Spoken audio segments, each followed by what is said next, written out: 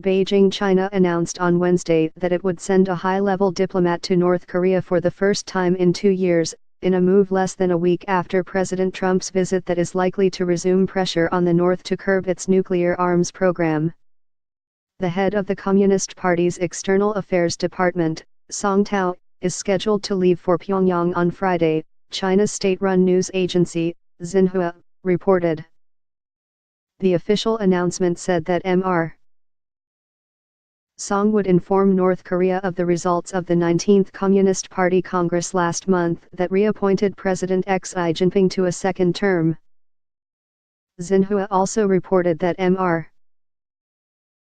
Song would visit the North, a phrasing that Chinese specialists on international relations called an oblique way of saying that Mr. Song would carry a message from Mr.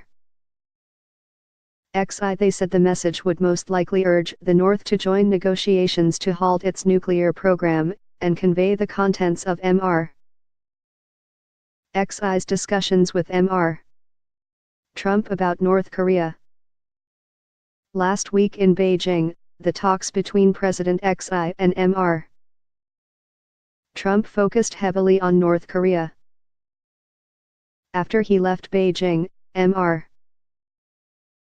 Trump tweeted that he was impressed with China's efforts to push for the denuclearization of the Korean peninsula. But it was unclear whether Mr.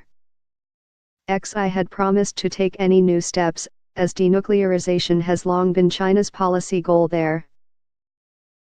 I believe Song Tao will take a very clear message on the Trump summit with Xi Jinping, said Cheng Ziahe, professor of international relations at Renmin University of China in Beijing.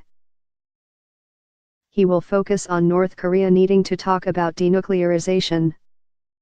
North Korea's KCNA news agency on Wednesday confirmed Mr.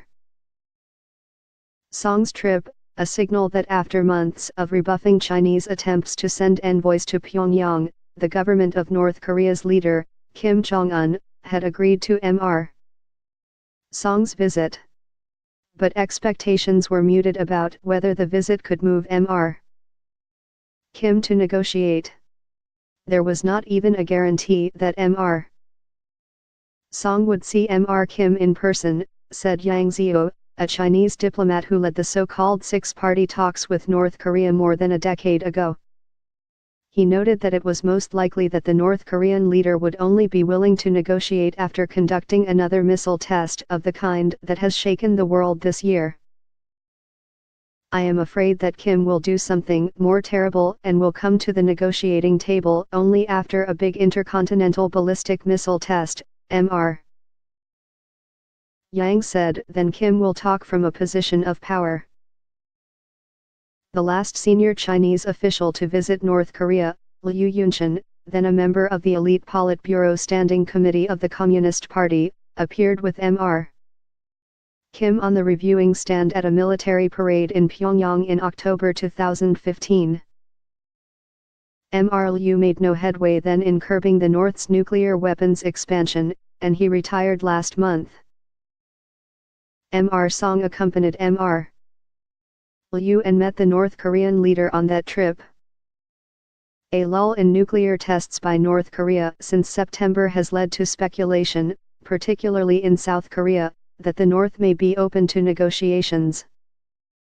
But Chinese officials have been careful not to publicly encourage such assumptions.